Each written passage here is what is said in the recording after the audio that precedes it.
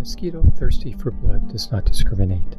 Animal, human, male, female, young, old. If you are stricken and show signs, the most common symptoms of Zika are fever, rash, joint pain, muscle pain, conjunctivitis, and headaches. While it's true that pregnant women are strongly cautioned against Zika, the elderly are at extra risk. In fact, Zika can have specific implications for older adults. As people age, their immune systems weaken. This can make it harder to fight off sickness and infection. It is more difficult for an older person to recover from Zika, which makes the body more susceptible to other illnesses. For example, Guillain-Barré syndrome is associated with older age and the Zika virus. GPS is a rare disorder that causes a person's immune system to damage its own cells. GPS can cause muscle weakness and paralysis, sometimes even affecting the muscles that control a person's breathing. In severe cases, GPS can result in death. Risk for GPS increases with age, and people over 50 are the most affected. No matter how old you are and where you are, the basics of Zika apply across age and state lines. To that end, we'll now explore the disease as it enters North America down by its southern border.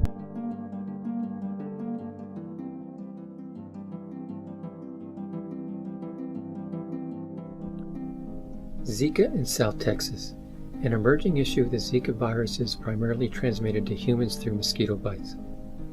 Mosquito itself becomes a carrier when it bites a person already infected with Zika. This disease can be transferred from a mother to her fetus during pregnancy or at birth. Spread of this virus through blood transfusion and/or sexual contact has also been reported. The Zika name comes from the Zika forest of Uganda, where the virus was first isolated in 1947.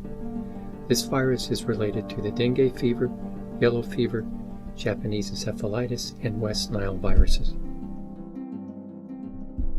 Fast forward to late 2016. Unfortunately, that's when the Texas Department of State and Human Services announced our first case of Zika virus officially transmitted by a local mosquito. That was in Cameron County, shown here. Texas provides county-by-county updates every Tuesday on the number of Zika virus disease cases. Throughout the first quarter, only 2 Zika cases have been reported for 2018.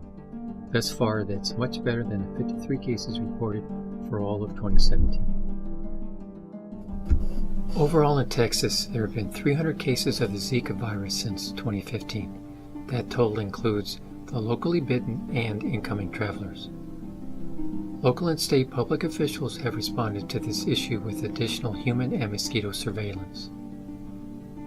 In addition, provider and community education programs like this one have been developed to reduce the risk and spread of the dreaded Zika virus. As seen here on the cellular level, the Zika virus can be both deadly and beautiful.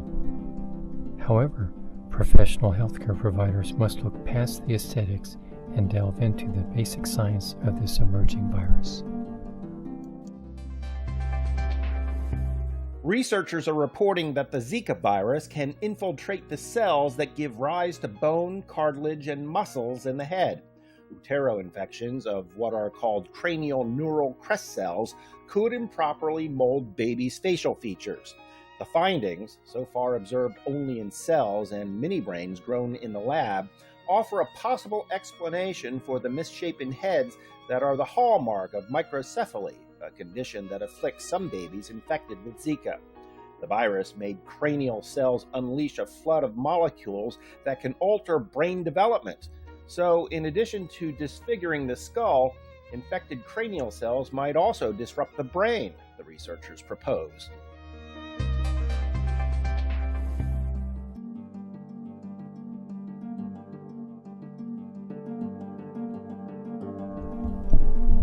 Please inform your peers and patients how a few simple steps can protect them and their loved ones. They include applying EPA-approved insect repellents, wearing long-sleeve shirts and pants, using screens on your home doors and windows, removing standing water from around your domiciles, and covering outside trash bins where water can easily collect. For full data on everything from personal protection to infection trends, please reference the excellent resources out at texaszika.org. Thank you.